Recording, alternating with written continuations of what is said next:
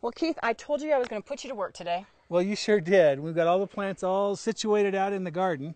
And we've got everything laid out. We've got our pea netting up.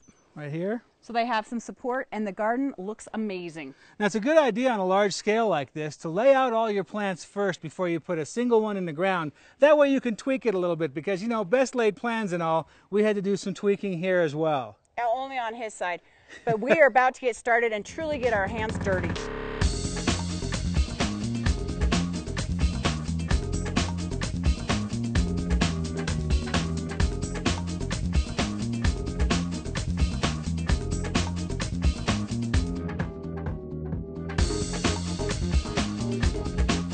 Well, Keith, I have to tell you, we've got everything in. I'm glad we had volunteers, and now we're just finishing up with mulch.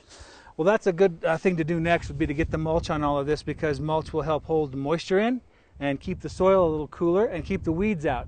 And straw mulch is excellent to use in a vegetable garden because at the end of the season, you just rototill it all in and it'll compost in the ground for you for next spring.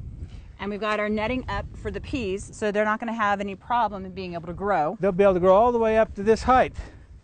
And this netting is really inexpensive, so it's easy to do. It only took about 3 or 4 minutes to install. Now, while you guys are doing a lot of plants, I did all the seeds.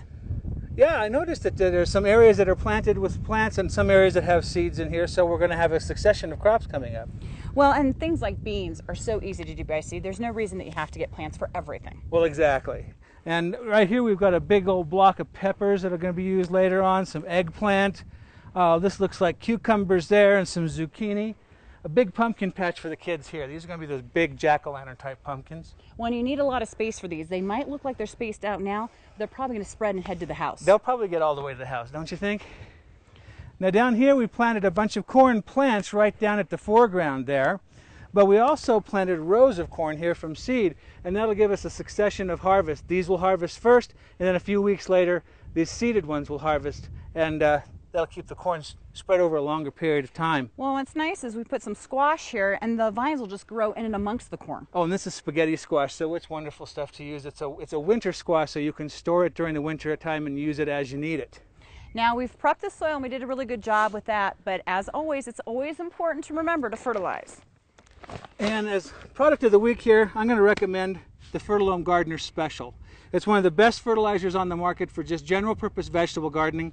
You can use it on all the crops we've planted here today. It's a granular material. You scatter it down about once a month and water it in. It's as easy as that, and it'll supply all the nutrients that your plants are going to need to grow well and give you a good harvest all summer long. My favorite part is it's time release, so it's not like something you have to do every day. Exactly. Nice even fertilization, and we found that the even fertilization creates the best production we could possibly ask for from our plants. And nice, healthy, insect and disease resistant plants. You can't ask for better than that. An easy garden. Gardens are easy. Well, yes, they're easy, but they take a little bit of work. It's called a love, it's called a passion, it's called a hobby. All right, I like that. It's a good exercise too.